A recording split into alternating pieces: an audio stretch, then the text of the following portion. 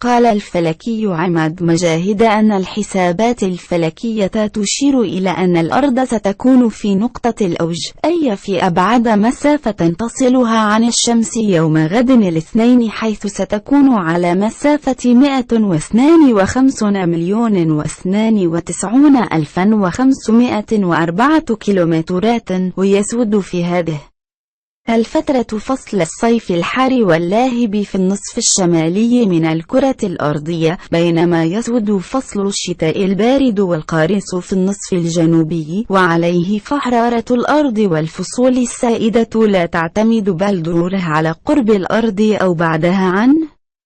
الشمس، وإنما على ميل محور دوران الأرض حول الشمس، والذي يؤدي تبعاً لذلك إلى تغير الفصول الأربعة وطول الليل والنهار.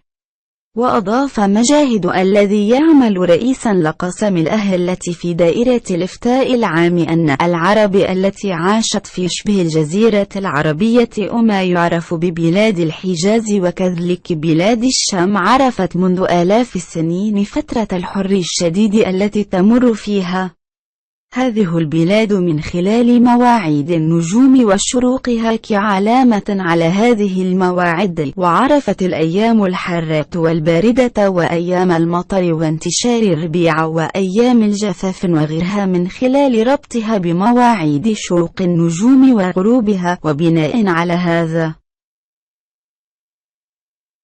العلم، علم الأنواء، كانت القبائل العربية تتنقل من مكان لآخر طلبا للكلاء والماء من خلال شروق وغروب نجوم معينة، فتعرف موعد سقوط المطر وموعد الدفء وموعد ظهور أعشاب معينة ونباتات معينة وغيرها من الظواهر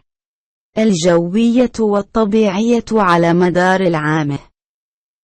إذا أعجبك الفيديو لا تنسى الإعجاب والتعليق،